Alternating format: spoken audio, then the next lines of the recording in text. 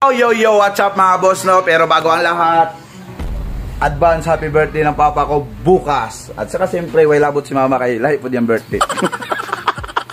Bali ngayon mga boss, breaking news lang tayo patungkol dito kay Casimero mga boss. Oo, talagang itong Treasure Boxing Promotion, naglabas ng kanilang schedule mga boss patungkol dito kay Casimero. At saka hindi pa to official na talagang ina-anunsyo mga boss, pero mayroon ng binigay itong Treasure Boxing mga boss na laban itong si Casimero. At saka good news mga boss. Bakit? Kasi yung rumor na lumabas na ang kanyang mga kalaban itong si Saul Sanchez mga boss, talagang totoo. Ito na mga boss.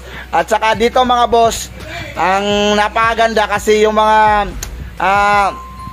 kasama sa laban sila sila ni Paras yan, at saka itong si Nitumba yung naging kalaban ni Casimero dati mga boss.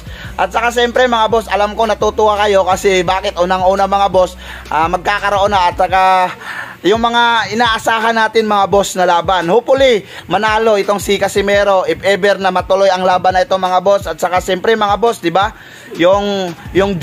Yung date na pinili nitong Treasure Boxing Promotion mga boss, yun ang pinakamahirap kasi sasabay ito sa laban nila Junto Nakatane at saka itong si Inoue mga boss, na kapatid ni Naoya Inoue. Kaya medyo mahirap to mga boss, pero hindi natin alam kung talagang si Casimero, alam naman natin yung karisma niya mga boss, no? Siguro maging mabinta din to sa Japan mga boss. Nagdepende na lang to mga boss, no, kung saan ba talaga manonood or ma-enjoy yung mga yung mga Japanese mga boss na talagang avid fans din ng mundo ng boxing. At yun lang mga boss, bali ina-update ko lang kayo na patungkol dito kay Casimero, itong Treasure Boxing Promotion naglabas na ng kanilang tweet mga boss patungkol sa laban ni Casimero. At saka hindi pa to official na nanggagaling talaga mismo sa bibig ni Ito ng kanyang di ba?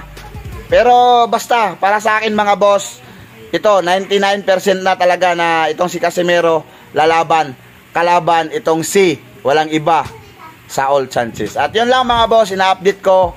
Ulitin ko, thank you kasi nandyan kayo always na nagmamahal kay BM Solid Vlogs aka Batang Mindanao. At kung hindi ka pa nakapag-subscribe sa aking YouTube channel, ano pang hinihintay mo? Mag-subscribe na dito kay BM Solid Vlogs aka Batang Mindanao. Bakit? Alam na mga subscriber ko yan kung sino ako. Siyempre, kaibigan na hindi nang iiwan yan.